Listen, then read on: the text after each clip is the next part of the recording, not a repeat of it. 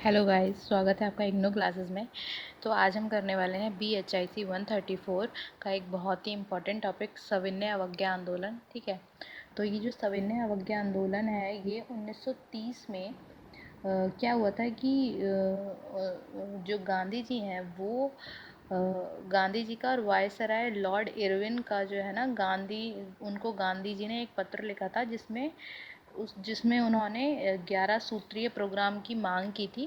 ठीक है। और कहा था कि अगर ये मांगें हमारी पूरी हो जाएंगी तो हम जो है सविनय अवज्ञा आंदोलन जो है नहीं चलाएंगे। तो लेकिन इरविन जो होते हैं, लॉर्ड इरविन जो वायसराय होता है वहाँ का, तो वो क्या करता है कि गांधी जी की शर्त मानने से भी इनकार कर देता है, इवन उनसे मिलने से भी साफ मना कर देता है। तो फिर गांधी जी के पास और कोई क्या बोलते हैं ऑप्शन नहीं रहता है। ठीक है। तो वो क्या करते हैं, सविनय अवज्ञा आंदोलन चलाते हैं। तो आंदोलन का कार्यक्रम कुछ इस तरीके से रहता है, जैसे आंदोलन को तैयार करने के लिए निम्नलिखित कार्यक्रम तैयार होते हैं। जैसे कि शराब और विदेशी वस्तुओं की दुकानों के आगे जो है स्त्रियों का धरना होता है, सरकारी नौकरियों का बहिष्कार किया जाता है, सरकार को कर की अदायगी नहीं की जाती, वकील और सरकारी अदालतों का बहिष्कार किया जाता है, नमक कानून का उल्लंघन सबसे मेन कारण होता है। ठीक है। विदेशी वस्त्रों को जलाते हैं, विद्यार्थी द्वारा सरकारी शिक्षण संस्थाओं का बहिष्कार किया जाता है। ठीक है। सेना खर्च में 50% की कमी करवाई जाती है। ठीक है।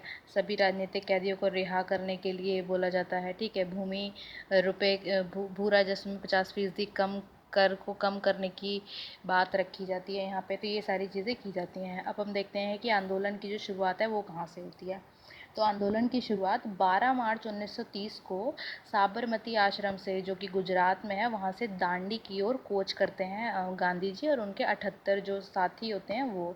तो जहाँ से भी गांधी जी गुजरते हैं वहाँ अपनी बातों को रखते हैं, भाषण देते हैं और अपने सारे जो भी मतलब जो भी चीज़ें होती हैं उनको बताते हैं। तो क्या होता है, उनको बहुत सारा सपोर्ट मिलता है पब्लिक से। जहाँ जहाँ वो जाते हैं ना, हर हर जगह पे उनको पब्लिक से क्या होता है, सपोर्ट मिलता रहता है। ठीक है।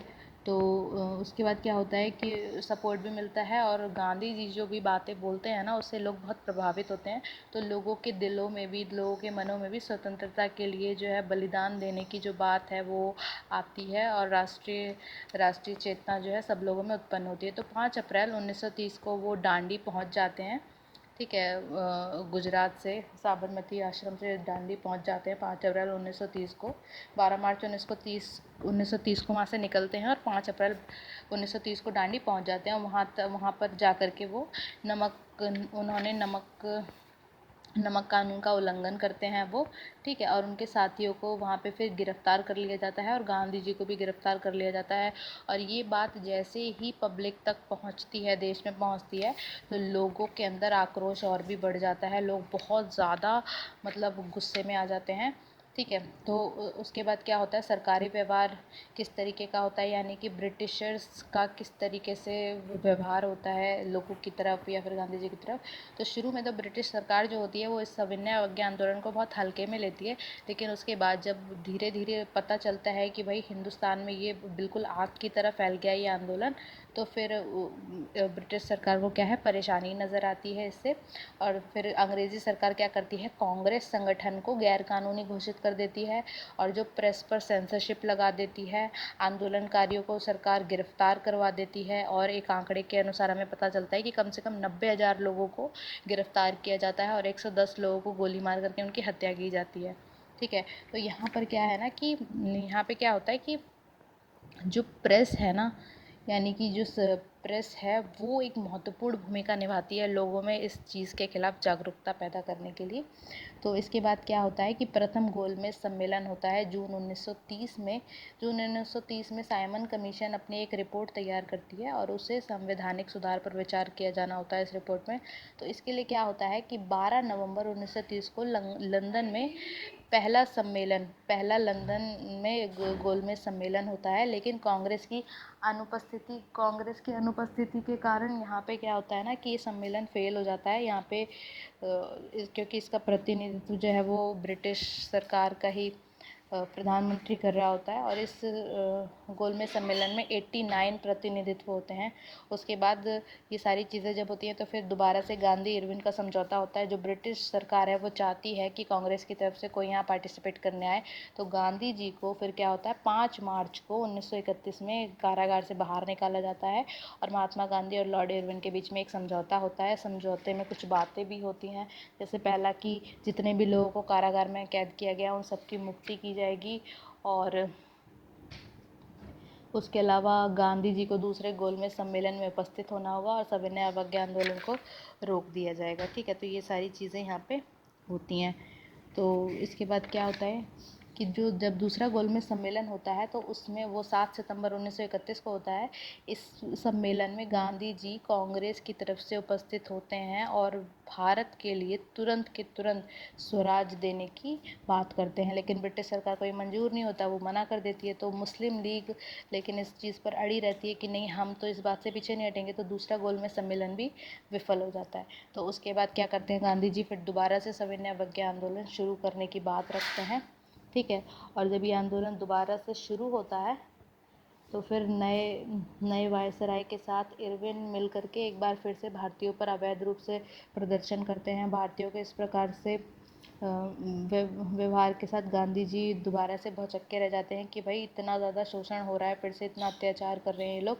तो बंगाल में मार्शल लॉ लगा दिया जाता है और पंडित जवाहरलाल नेहरू और खान अब्दुल गफ्फार खान और अन्य कांग्रेस के कार्यकर्ता जो होते हैं उनको कारागार में डाल दिया जाता है। लेकिन ये सभी देशवासी आज़ादी के लिए खुलकर प्रदर्शन करते हैं और जितनी भी परेशानियां होती है सबको झेलने के लिए तैयार होते हैं। तो लगभग 1,20,000 लोगों को कारागार दोबारा से भेज दिया जाता है और 3 जनवरी 1932 को आंदोलन फिर से शुरू हो जाता है। तो उसके बाद अगले ही दिन गांधी जी को भी गिरफ्तार कर लिया जाता है। जब 3 जनवरी 1932 में आंदोलन शुरू होता है तो 4 जनवरी 1932 को गांधी जी को फिर से गिरफ्तार कर लिया जाता है और कांग्रेस को अवैध घोषित किया जाता है, जिससे जनता में और ज़्यादा आक्रोश फैल जाता है।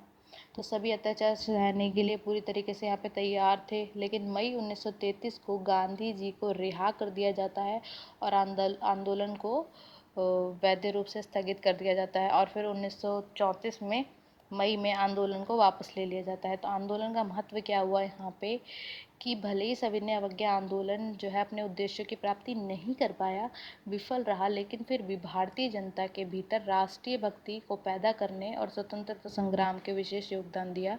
यहाँ पे इसने लोगों ने आंदोलन में कई अत्याचार सहे, पूरी तरीके से डट के महिलाओं ने बहुत बड़ी संख्या में पार्टिसिपेट किया। उसके बाद फिर तीसरा गोलमेज सम्मेलन होता है। इस सम्मेलन में 46 प्रतिनिधित्व होते हैं। ये 17 नवंबर 1932 को लंदन में ही होता है फिर से। तो जितने भी सदस्य होते हैं वो सरकार की हाँ में हाँ मिलाने वाले यहाँ पे होते हैं। तो इसे 1935 ईस्वी में एक्ट की संरचना यहाँ पे की जाती है। तो ये था सविनय अवज्ञा आंदोलन। ये कई बार आता भी है, एग्ज़ाम में आता है। उसके बाद